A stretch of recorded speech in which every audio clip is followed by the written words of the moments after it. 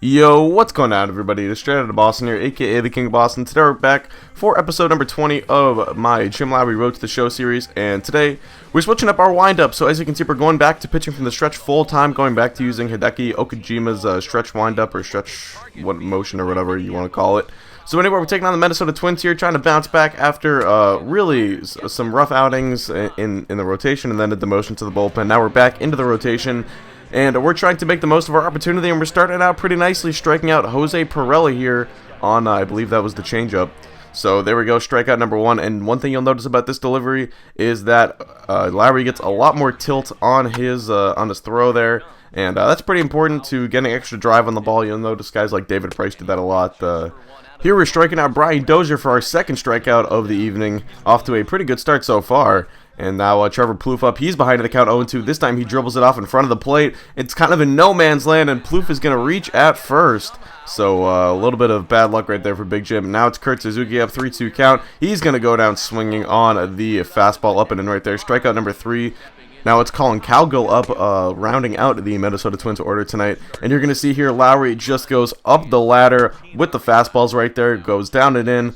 Middle away, and then up and in for the strikeout right there of Colin Cowgill. Now bottom 3, 2-man on 2-man out for Joe Mauer. 3-2 count. He's going to ground this one to the shortstop, Danny Muno. Throw to first in time for the out, and that will get Lowry out of the inning. So 3 scoreless innings so far. Now we're on to the bottom of the bottom of the fourth here. Brian Dozier up. He strikes out for the second time today. Strikeout number 5 and now for Jim. And we'll take a look at the replay here. I think a big difference between what Lowry has done so far tonight and what he's done in some of his previous starts is command of his off-speed stuff we've seen in previous starts where he's really only been able to get punch-outs on the fastball. This time he's been able to do it on the breaking ball as well. You saw one on the slider to Brian Dozier. You saw one on the fastball right there. Now here's Alexi Casilla up 1-2 count. He goes down to the fastball, 97 on the radar gun, and that is 7 strikeouts for Lowry now on the evening. 2-2 count to Joe Mauer. He goes down to the fastball as well. Strikeout number 8.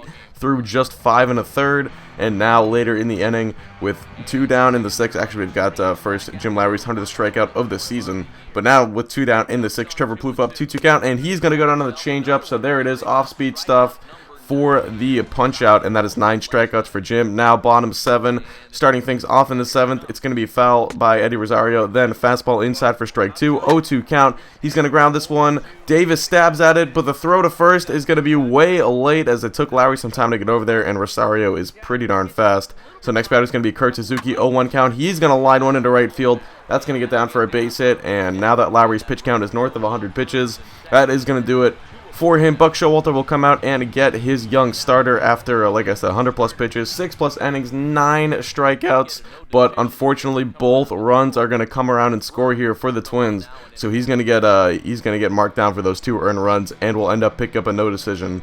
So 6 innings pitched, 6 hits, 2 runs, 9 strikeouts, 1 walk, dominant stuff from Jim Lowry. So now our next start's against the Boston Red Sox, a team that we've had some success against in the past, going up against Rick Porcello, and a team that the Red Sox that are actually doing worse than us, which is weird. They usually do pretty well in MLB The Show.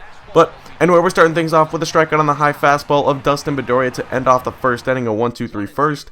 Now in the top of the second with the man on, Xander Bogaerts up. He's going to go down on that high fastball, and this might have been Jim Lowry's best start of the season. He really had it working today, and you're going to see it in the final line. And another strikeout right there. 3rd strikeout on the fastball already. 3 on the night so far, and you're going to take a look at the replay on this one. High fastball. Actually, we're taking a look at all the pitches here because this is going to be 2 fastballs to start out the AB. Tried to go change up on 0-2, but instead go back to the fastball on 1-2. And get the punch out. Now Ryan Hannigan up, first pitch. He's going to line this one off of Lowry. It goes right to Chris Davis there, who will step on the bag for the out. But now attention turns to checking on Big Jim here, as you would not want to get this guy hurt. Not the way he's pitching right now. But luckily he will be okay, telling the training staff to stay in the dugout. And now Sandoval later in the inning is going to pop this one up. 3rd base side, Machado is there. He will make the play, and that will be the 3rd and final out of the inning. So now we're into the top of the 5th. It's Rusney Castillo up 1-2 count. He's going to go down. Beautiful wipeout slider right there. Castillo could do nothing with that pitch, and he goes down swinging on the slider. Like I said, a strikeout number 4 on the evening, and now we're taking a look at another replay. Look at Castillo, just absolutely helpless on this pitch. Great slider down around the dirt.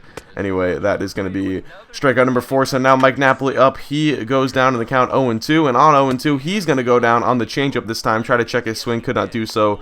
Throw to first is in time. That would be out number 3. 5 strikeouts through 5 innings so far. Now we're on to the top of the 6th. It's Mookie Betts up, and Betts flies one to deep right field. This one drifting towards foul territory, and a running catch is made by the right fielder Julio Borbon, using his speed right there to get over to that one, disappearing there into foul territory. Quite a play. And then look at this nice play by the second baseman Rob Refsnyder to get the speed he couldn't bury. Nice, not even a jump throw there, just a running throw off balance.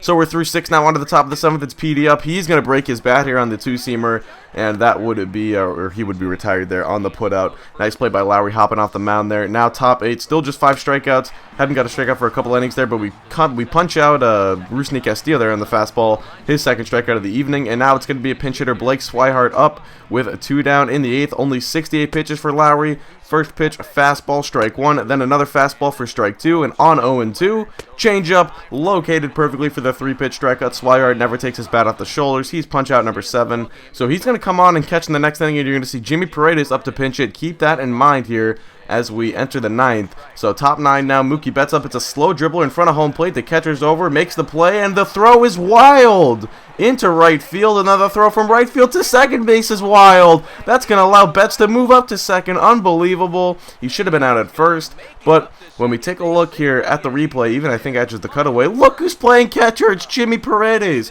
What the hell? I don't think Jimmy Paredes has ever played catcher in his MLB career, and what is he doing there in the 9th inning of a tie game? Look at this. I mean, of course he makes the overthrow. He's never made that throw before in his life.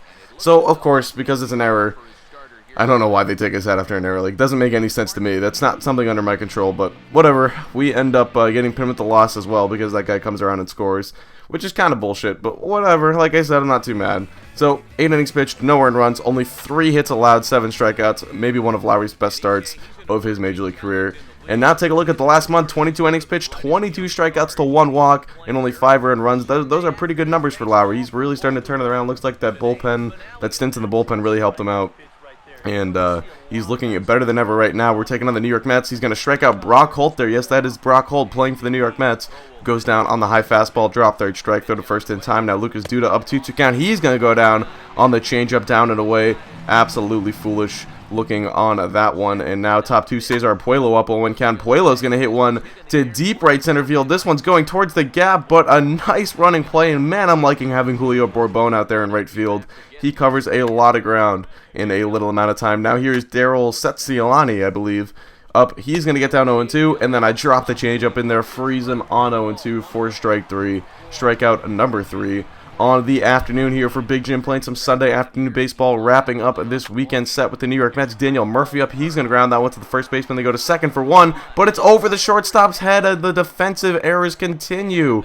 So our defense really not helping us out too much, although Julio Borbon, I should say. Everyone except him's playing pretty poorly in the field. Now a 1-2 count to Brock Holt. He's going to pop this one up, and this is going to be a big out number 2 with runners on second and third and just 1 out. It was an easy opportunity for Holt to get a man in, but instead it's going to be 2 men out now for Lucas Duda, but he's going to ground that one into right field, and I tried to get that one in the outer half of the zone.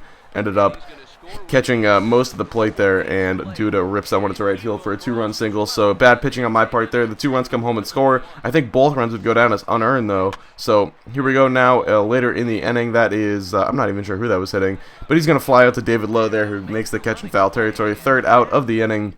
We're on to the top of the 4th. Now, here is Kirk Neuenhuis. He's going to ground into the 4-6-3 double play. Great play by the second baseman, Refsnyder, right there to get that one off. And a nice turn by Muno at short. Now it's Setzialani up again. He's going to go down 0-1. On 0-1, it's going to be another 2-seamer for 0-2. And then on 0-2, change up again. Setzialani, he's seen 6 pitches, and he's stricken out twice. All 6 strikes. So now here's Daniel Murphy up 3-2 count. He's going to fly this one, actually pop this one up just behind the pitching mound here. And Lowry will make the play for the 3rd out of the inning. So we are through 5 into the top of the 6th now. It's Lucas Duda up 0-2 count. Duda's going to rip one into left center field. That's going to get down and go all the way to the wall. Nice cutoff by Adam Jones, though. He's going to hold Duda to a single. But here comes the runner. Holt blows to the stop sign, but an offline throw lets him get in there. Oh, my goodness. If that throw's online, it would have been well in time in, but instead that is going to do it. So they pull Lowry after just like 65 pitches, and was pitching really well.